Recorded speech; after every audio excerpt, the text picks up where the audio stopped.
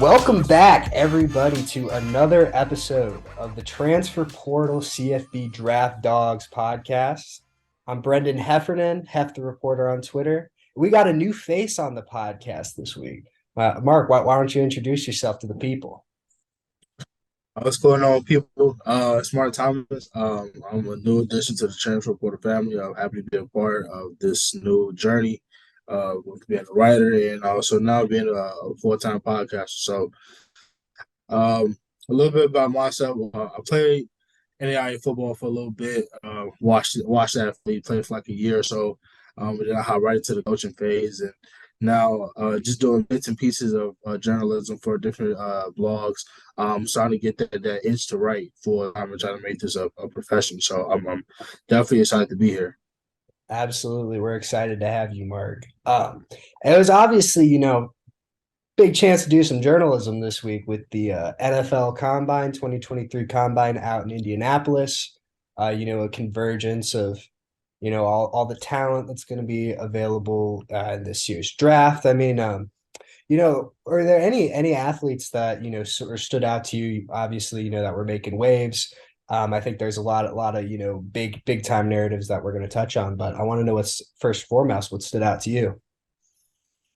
I want to say the running backs. I think Okay. the running backs this year were pretty were moving, and I think the one that stood out to me was Jameer Gibbs. Now I know Jameer Yeah. Gibbs is a phenomenal player on the film, but him running that 40 time, I think it was like a 4.2. I don't know what Mm-hmm. his Something. official time was, but it was like a 4.2, and he was moving, and he was coming up like uh, I think he was projected to be like a day two guy, but that 40 Mm-hmm. time really boosted his stock up. He was probably going to be like late in the first short, Yeah. But him doing that was like phenomenal, and like I didn't think he was gonna run that, but yeah, he definitely showing the scouts, man, that what type of skill set that he has. So I'm very happy for him.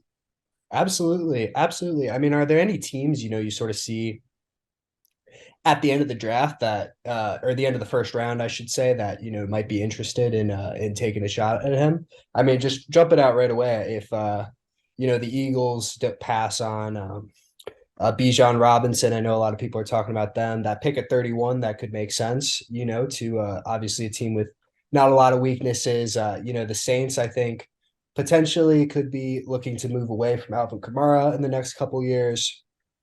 Gibbs is a player who I think can sort of fit in a similar role in an offense, with the load that Kamara was asked to make with his explosive plays. Um, I mean, is there any of those other teams that sort of stand out to you? Cincinnati is another one, might maybe moving on from Joe Mixon in the near future. Man, with that pick and that range of picks, I wouldn't be surprised if Kansas City was to move up to try to take him. Um, Sure. I think well, you could never have too many running backs on the team. Well, especially with his versatility, him and Isaiah Pacheco could be a 1-2 punch that could definitely do some damage immediately. I could see being a Bears fan. I see the Bears picking them up. I do see us moving on from David Montgomery. I mean, David Montgomery is a great back. I Sure. think the new regime wants a fresh face back there. So I think that could be something to look out for, especially when you want to get Justin Fields something to check down to, or even get Jameer Gibbs out in the flats and running routes. So I definitely think those two teams are definitely ones to look out for. Absolutely. Absolutely. Great points. Now, maybe the most talked about athlete of this last week may have been Nolan Smith out of Georgia, a defensive end running a 4.38. That's obviously pretty remarkable. One of the fastest, if not the fastest defensive lineman who's ever come through Indianapolis. I was curious about what's your impression been on the reaction to him, where you see him as a player. He was mocked very highly in the transfer portals mock drafts this week. That's been a trend I've seen all throughout the media. So curious what your thoughts were on Mr. Smith. Notice the new age linebacker. He's the new age True. of he's definitely the new age of defense that you want guys who can turn and warn, guys who can run fast because Mm-hmm. obviously in this day and age, offense continues to revolutionize like about a decade with RPO and Mm-hmm. all these guard tackle, GT counters, and all these different forms of just offense. And you have to be Mm-hmm. prepared for anything at any time. So a guy like Noah Smith, man, could definitely be an immediate impact guy. That one that could definitely like change the trajectory of a defense overnight. Mm-hmm. Man, he plays the run very well. Uses his hands very well. He's a good pass rusher. I honestly think his greatest asset is in run support. I think that goes a lot Interesting. of that and ones that definitely run support is definitely one of the forgotten traits because of the quote unquote everyone wants the pass rush, but Mm-hmm. we all know that you have to be able to stop the run in the NFL. So, but yeah, Nolan Smith, man, is definitely a ball player. Like him Mm-hmm. running that 4.3 is Absolutely. just Not it. surprising by any I wouldn't. means. I wouldn't be surprised if he goes top five. I just Wow. don't. Wow. I So if you mean, were, how would you use him? To because I think obviously, he's going to be different. It's going to be different than what it was at Georgia. It would be unprecedented, to have a player his size be in a 3-point stance for the majority of the reps. So I'm curious, kind of where you would see him fitting in. could see him as like a 3-4 hangover Okay. backer. Guy who could just guy who can Absolutely. set the edge, a guy who can take on double teams, a guy who can Mhm. rush that. I think you can move him, and even if you want to try him inside, I think you can. He has that type of athleticism to Yeah, be able to in versatility to be able to jump from hangover to in the box backer. for sure, for sure. I think you know, I think like he definitely does present like he could be a very, very good like sort of spot edge rusher, in addition to sort of having and more of an off ball like interior linebacker type role. I think, something he's gonna come into the league with as a great pass rush weapon is gonna be that ghost move. He's got really great flexibility and he's so fast. That Von Miller ghost move, I think, is going to be something that he's going to be able to hit immediately. I just think for him to become like a real impact edge rusher, he's going to need, you know, I mean, you see him always attacking with a plan when he's pass rushing, which I think is really great. You see push pulls from him. Sometimes it's against a much bigger tackle, but you always see him like, really working different moves and working different plans, which I think is really important. Um, but I think for that ghost rush move to really be as effective as it could be, he's going to need something else to sort of set it up. A strong lawn arm or a bull rush. I would like to see maybe a little bit more of, but I think it's tough. So the only two full games I've been able to watch of him have been the 2021 and 2022 Tennessee games, as I was writing about Darnell Washington. And I mean, some of the plays I did see of him in that more like overhang role, or maybe more as just a true inside linebacker. It was almost a little tough for me to evaluate, just given that there were like 3 first-round picks in Right. front of him, and you'd watch Tennessee try and run outside zone, the first year before they switched, as you even alluded to more of a gap and counter type of run game, and they would just be trying to run into three ass whippers, and it's like, okay, yeah, Right. Nolan Smith just made a tackle for loss, but I mean, just kind of ran right around some total destruction. But that's interesting. I mean, top five. I haven't heard anyone that high on him, but it makes a lot of sense, and I think I like what you're The speaking 40s, to. 40s. Yeah, I mean, he's definitely can make a career or make a Hmm. draft stock. So I mean, just him with that speed is just you can't deny it. It's just, Hmm. and he plays like it on the film. True. So I just wouldn't be surprised if he goes top five for sure. Hmm. Yeah, I know. Sort of the other athletic freak that teams that are moved by 40s like that might be interested in would be Tyree Wilson out of Texas Tech. Obviously, he didn't run. but you would imagine he would be somewhere in the high fours if he did at nearly 6'7" and 270. So a lot of very interested. I mean, there are any other sort of edge players, hybrid edge type players that, whether being moved by just what happened on the combine that are sort of sticking out to you more than others. I would say the kid from San Jose State for Holco. Okay. I really Yeah. like his game. I don't know if he competed at the combine or not. I'm not too Hmm. sure, but I have watched a few games on him, and he can really play. Like he could definitely be a guy who could provide some depth on a defensive line rotation immediately. I believe. Very Hmm. strong, very strong upper body. Can move, can use a long arm. Uh, uh, some decent flexibility, not best. But with that being said, he definitely has some athleticism. So definitely has tutelage with his pass moves, using his arms, using his hips, using Hmm. just using the little things that he got in his game to his advantage. Just being able to beat double teams, like he does a good job of that. And it was for a reason he was the defensive player of the year in the Mountain West. So I really love him. Absolutely. Yeah, that's a great poll. That's a great poll. Have you had much chance to engage with, there's been a lot of chatter about Lucas Van Ness out of Iowa, not a player as high on as a lot of other people. I don't know if I necessarily saw him win as much as I would have expected to, given just sort of the soundbite I had going in to watching him, just given that he's a player who never started, but is getting talked about in the top 12, top 10 type pick conversation. So I don't know if where you're at on him. I haven't watched much on him. Fair enough.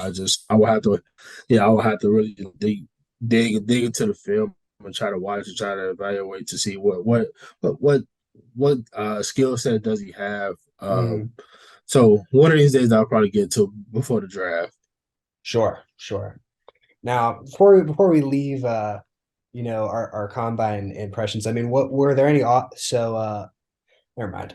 Yeah, just to talk about, one of the last.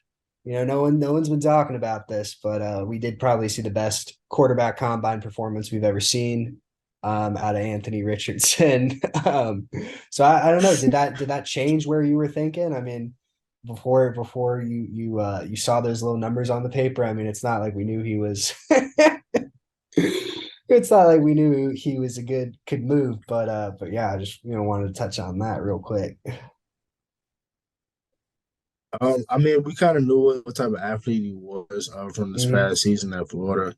I knew he was going to test well from people that I know that are connected with the Florida program. I knew he For was going sure. to blow it out the water. But I think the main thing I wanted to see was the passing. Obviously, that's what Yeah. we're here for. That's what the quarterback should do: pass the ball. Can he make the throws? I mean, he missed a lot of throws. Hmm. I mean, a lot of people are critical on him, and I know Yeah. a lot of people have high value on him, which Hmm. he will have to go to a situation to where True. he's able to sit and not just throw him in a fire. Like I don't want this Hmm. to be another Jamal situation. Um, Absolutely. because I think Anthony Richardson definitely has a skill set. He definitely has all the tools to be a dynamic quarterback in the Hmm. NFL. But I think it's just a matter of going to the right situation, him going in there with the right mindset, and most importantly, him having the coach said that he's in him, and that's going to take the time to develop his game over time. Absolutely. So I have higher. I like the kid. Hmm. I hope he does very well in the NFL. But it's just a matter of can you make those throws? Like can you make throws Hmm. 25-yard out past the Right. flat? Like can he make them or can he throw it on a 20-yard comeback? Those are the things Hmm. I want to see. Can he do on a consistent basis? Absolutely. Absolutely. I think that those are great points. I mean, I think the main criticism has been that sort of intermediate down to down accuracy.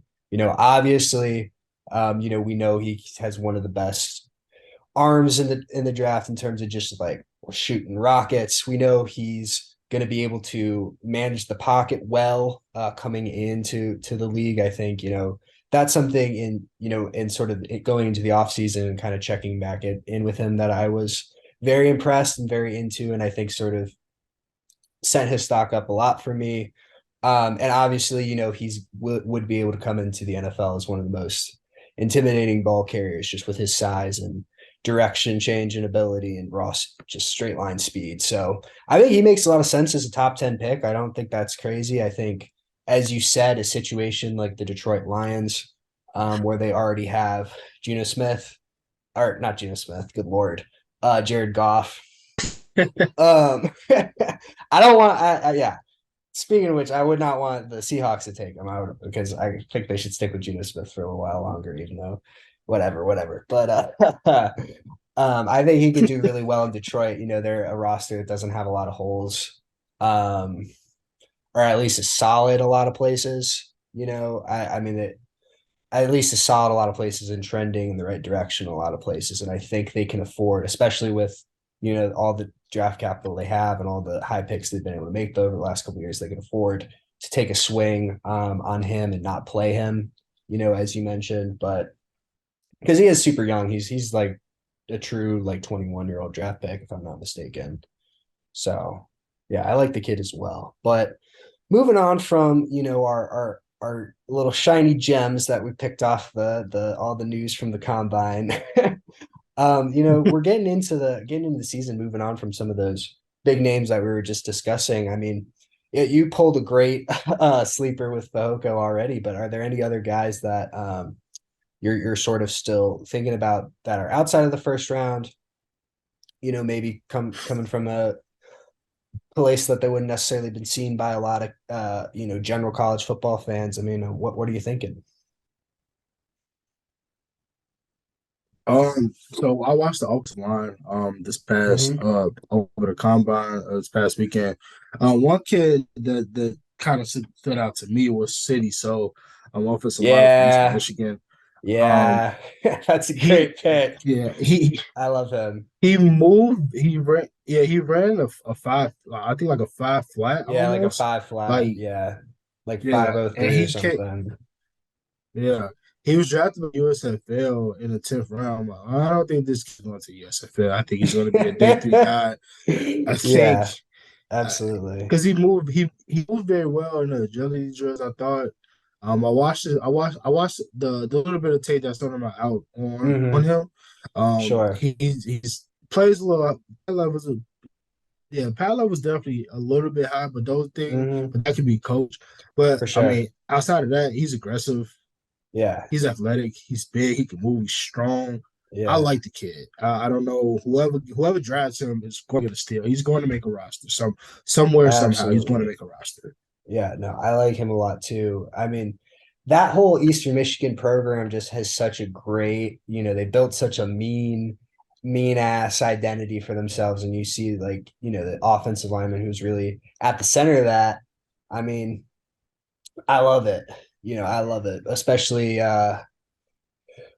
you know, in the NFL, you're looking to draft football players that can come in, especially in the interior offensive line, that can come in and play early and give you valuable reps. There's so many injuries.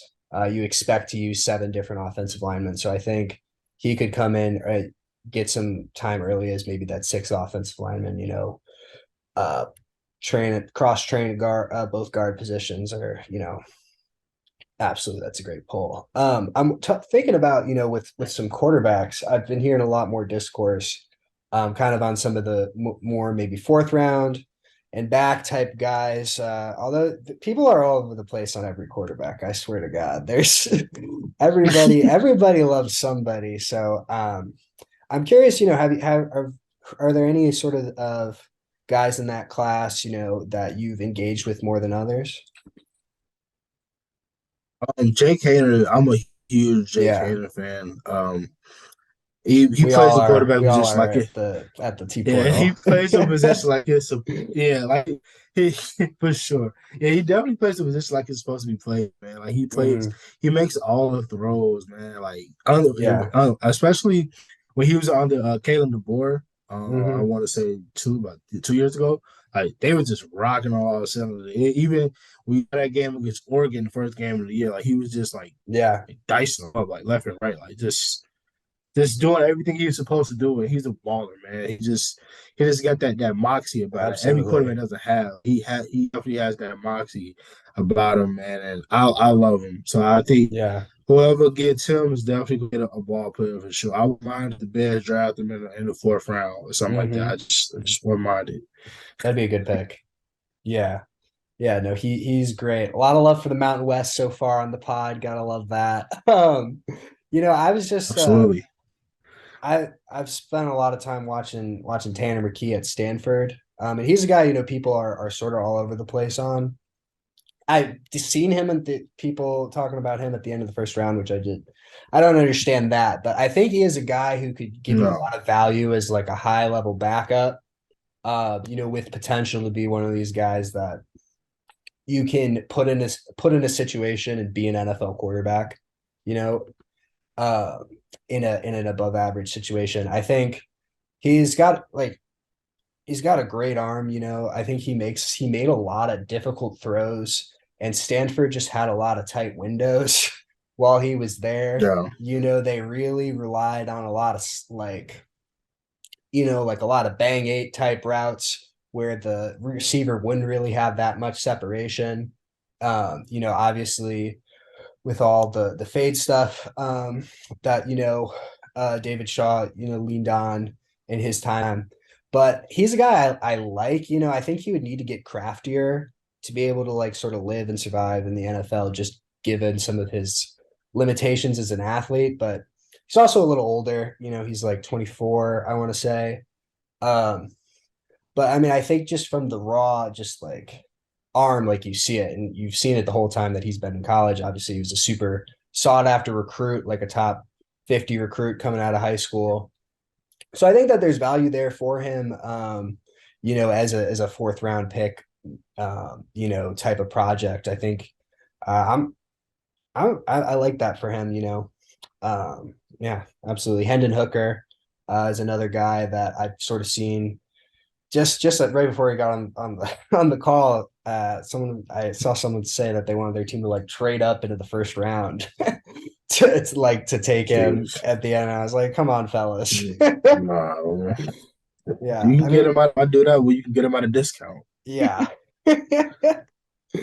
I mean him and you know, I think he's also a solid like high floor backup type of guy. Obviously, a little shiftier than Tanner McKee, but Yeah. probably not a wet. You don't look at it as a weapon in the same way you would, an Anthony Richardson or a Justin Fields, level of runner, but certainly competent, and the player who could potentially add numbers to the run game. Um, but not blown away by his arm by any means. I don't know if you have disagree. No, I think the valuation on Hendon Hooker is out. I mean, good quarterback. I think he's one of the better college quarterbacks. But For sure. we talk about No doubt.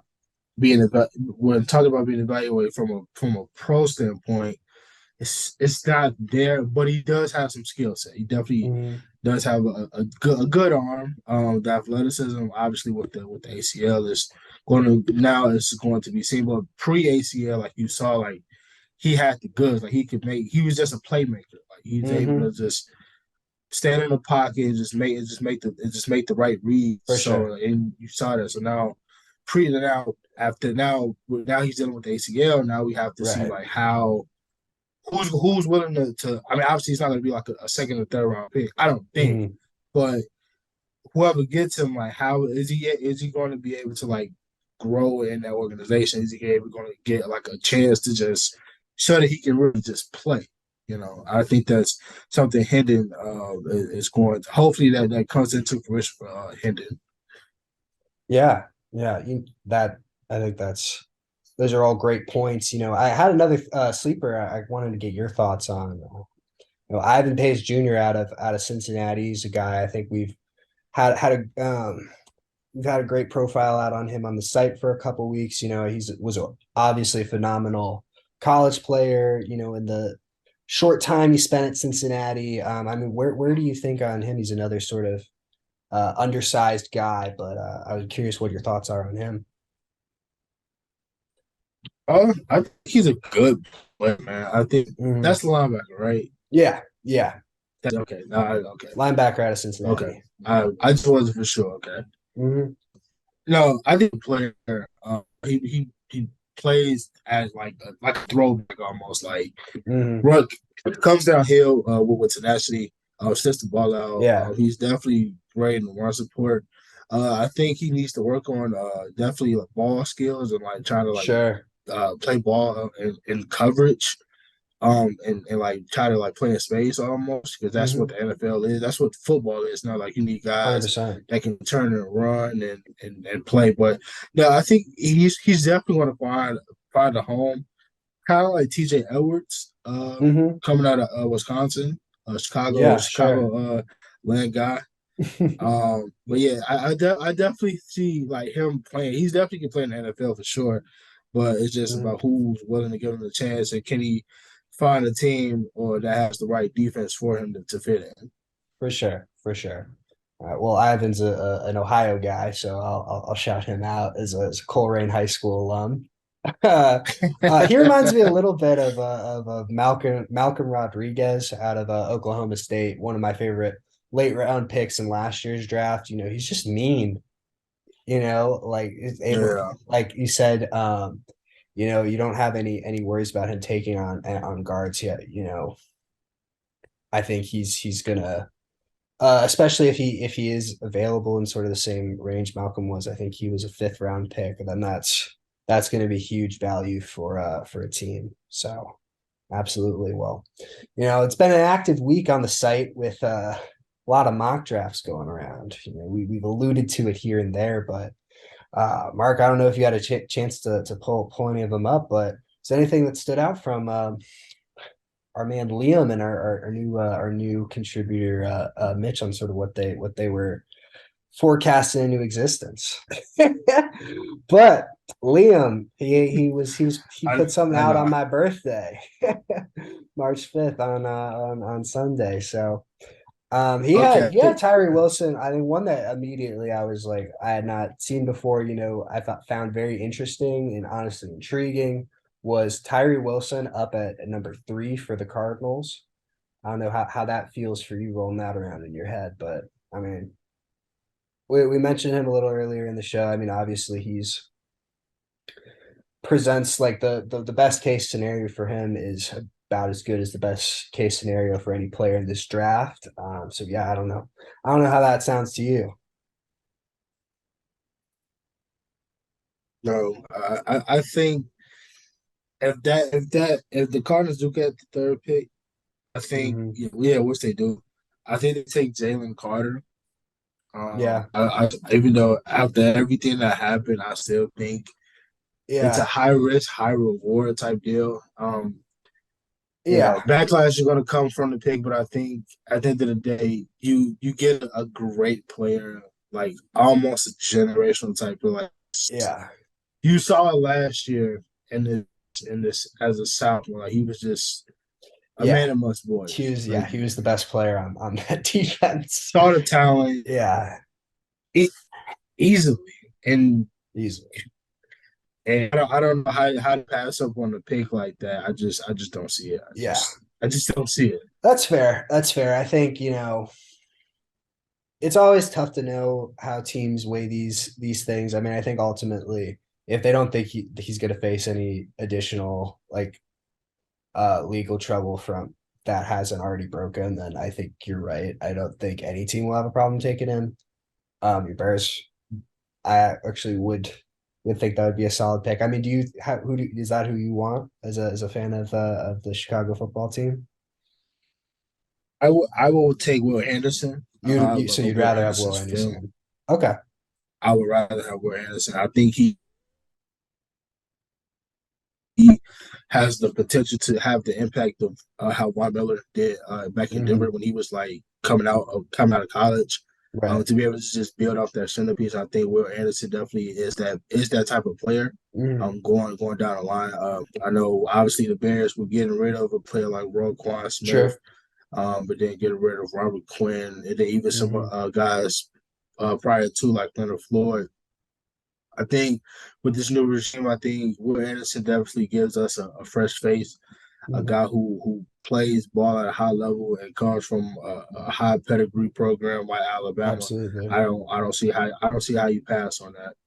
Yeah. And I think, this note it would be true of Jalen Carter as well, but Will Anderson is also just such a force multiplier for a defense and just what he does, maybe as the pick man on blitzes, in terms of just like creating stress with how he's able to attack and attack into the bodies of offensive linemen. Like a lot of times Alabama would put him and Dallas Turner to the same side and run some type of game, and it's like, okay, well, that's a whole lot to sort of work through. So I think you I think you're spot on. You couldn't ask for a better centerpiece than Will Anderson, who I think was the top pick.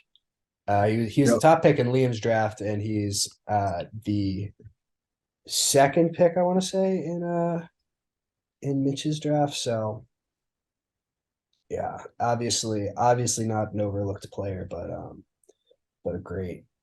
gonna be a great pro.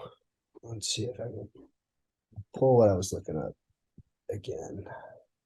Oh, fantastic audio here. Beautiful. All right. So moving on, our man Mitch had Peter Skronsky at number 4 as the first of 3 offensive tackles taken in the top 11. Now, I don't know where you're at with sort of the top, and to fill that out, that being he had Skronsky to you guys actually at pick number 4 via trade with Indianapolis, followed by Broderick Jones, number 8 to the Seattle Seahawks, and then Paris Johnson is the third tackle at number 11. So I don't know. How does that think to you? Because this is sort of up before the combine. It wasn't uncommon to see only 2 tackles even put in the first round. But yeah, where are you at with that? Mm. I think Peter is offensive tackle one. Okay, Um, I, he's definitely one of those technically sound linemen. for It sure. doesn't amaze you with world class athleticism, but Mhm. his patience and pass protection, Yeah, his ability to be able to get hands on and be able yeah. to just stand stout with getting an anchor up under him and pass Hmm. protection while going up against edge rush. I think that's something that just can't be coached. I think he just kind of like naturally has that. Yeah, you said He's it, man. produced a He's produced as a player over his course at Northwestern, being coached by offensive line coach Kurt Anderson. Kurt Love Kurt obviously Anderson. produced him and Rashawn Slater, so obviously he Hmm. knows talent coming out of high school and knows how to develop those guys. So obviously they're doing something up there, and they're doing something right. So, For sure. um, but yeah, man, I'm definitely taking him offensive tackle one. Um, I probably want top 11. I could see it. I don't know about Paris Johnson though. I don't really know about him. Yeah. Uh, his it's kind of between him and Broderick. I'm Hmm. probably gonna give the edge to Broderick just because I think Broderick's just more aggressive player. That's fair. Um, so so I go Broderick offensive tackle 2, then I go Paris Johnson 3, and Hmm. with another tackle Matthew Bergeron from Okay. Syracuse. I think he's a sleeper too. So I think he's definitely a guy Yeah. who could I start wouldn't day be surprised one. to see him in the first round for sure.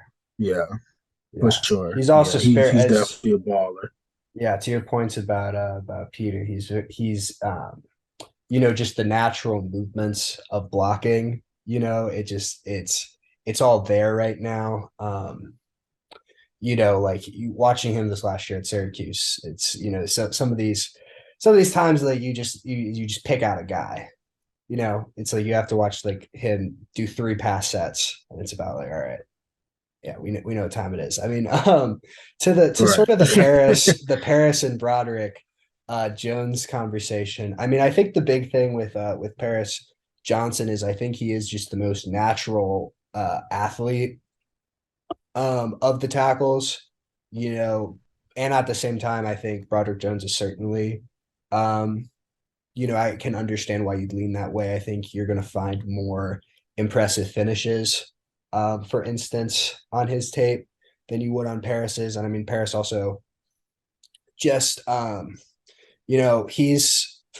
he's true junior, 3 years, came in as a freshman and played a lot for Ohio State. And I think one of those things is when you have a guy who's as big as him, and has been as big as him throughout their whole football career, that aggressiveness isn't something that they always learn, necessarily if you're a guy who's 6'3" when you're 15 versus, whatever. I think that that's something that you do see, and something that can be developed, a little bit more. Like you do see players from that background when they get to a level where they're pushed more, rise to that challenge. So I'm high on Paris. I haven't really committed to a ranking, um, but I think there could end up being 5 or 6 total tackles taken in this first round. Yeah, and in addition to Osiris Torrance out of Florida, I don't know how much you've engaged with him, but I think he could Oh yeah, oh absolutely yeah. be He he's a oh yeah, guy. I love him. Oh yeah, Yeah. definitely as the interior offensive lineman. Yeah, I definitely see him being the first guard off Mhm. the board. For sure. For sure.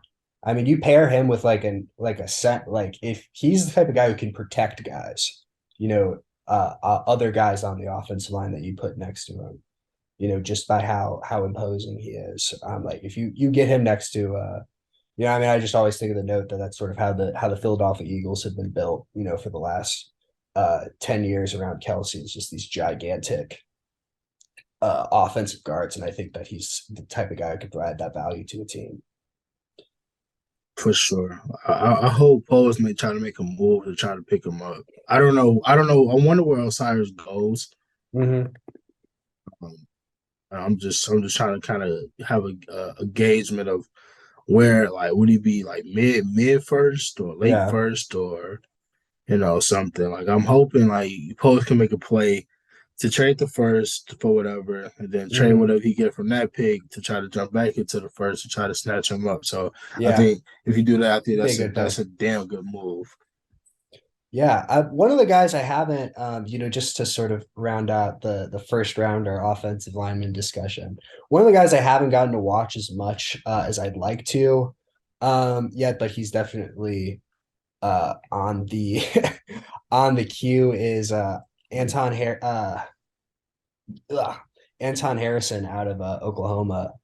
I think I've heard a lot of really great things about him. I mean, from what I recall, just watching him in college, he was someone I've been real high on, and just the bits and pieces, mostly from just cut ups of like ESPN broadcast film. I've really really liked what I've seen. So I don't know where you're at in the process of looking at him. I haven't watched anything on him. Haven't heard much. Like I said, I think I'll probably be doing some now. Yeah. Now that I got a little more time on my hand, I'm definitely could like sit back and watch some film. So I definitely keep an eye on Yeah. him. All right. Well, yeah, we can put that on both of the menus for both of us. All right. All right. Is there anything else, from this weekend draft talk that you think, we gotta touch on before we get out of here, my man? Oh man, not that I can think of off the top of my head. Oh, we could talk Keely Ringo for a second. What are Oh your thoughts yeah. on Keely Ringo? You know, I mean player. Like you see him, I think he's like I don't pretend to be like a defensive back savant. I played Right. on the offensive line. That I try to not speak out of turn. on so much of the direct evaluation. But I mean, from what I've seen of him, of just watching a lot of Georgia, like, yeah, he's gonna come into the NFL and he's gonna just have that background of just like having a lot of pressure on him, and Mhm.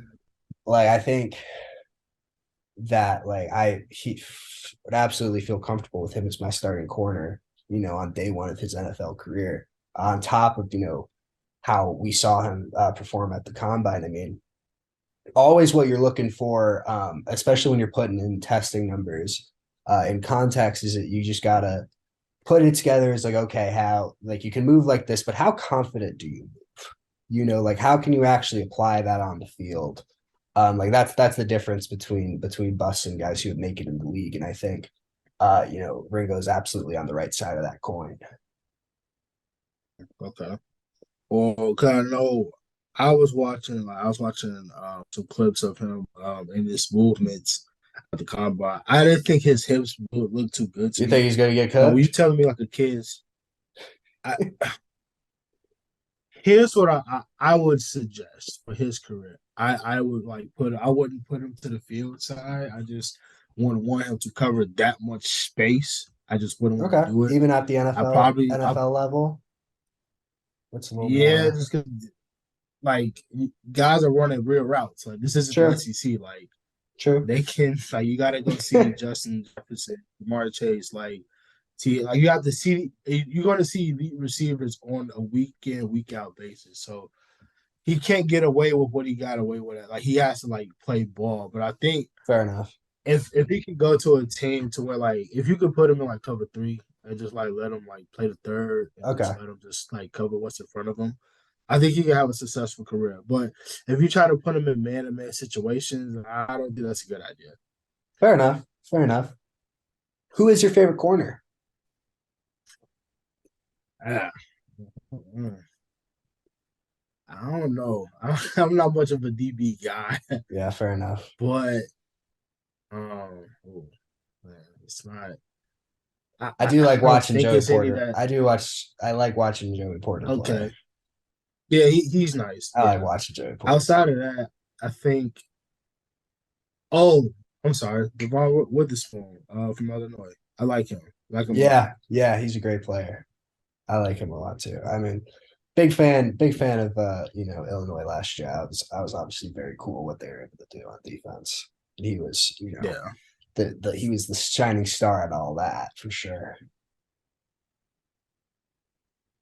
All right, my man. Well, thank you so much for joining me today, Mark. I hope this was a memorable and wonderful introduction to transfer portal podcasting. Are you working on anything presently? What are you writing about? Anything that people can check out on the site right now?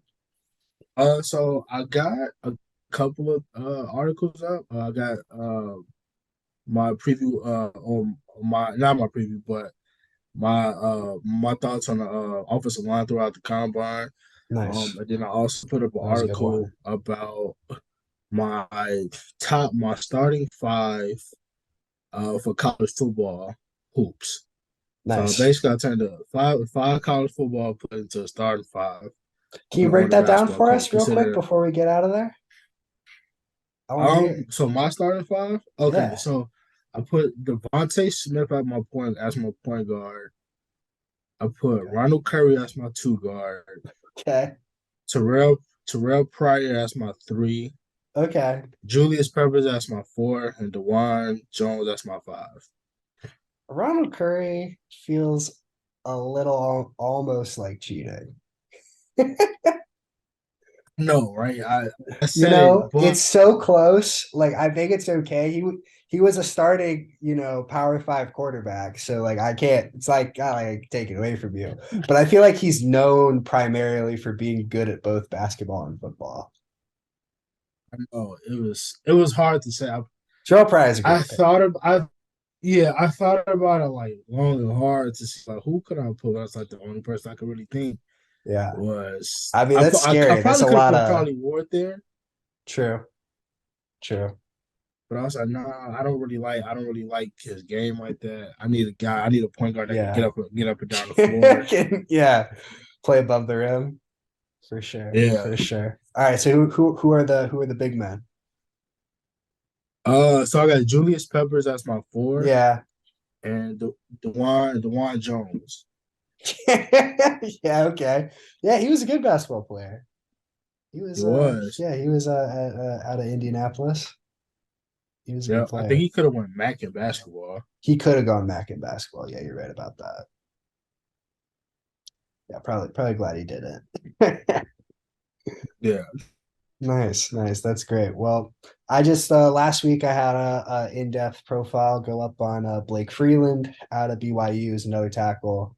Had a really great combine. I think he ran a 4.99, um, which probably means he'll be picked a little bit before I had him projected. I like him a lot too. Okay. I don't necessarily see him as a full first round guy per se, but I think he's got a lot of value and there's a lot of things he does really well. Coming out of that outside zone palooza in BYU. Um, but yeah, and I have a few different other things coming out in the next week I should expect. But yeah. Well, thank you to everybody who tuned in to listen to us and have a good week.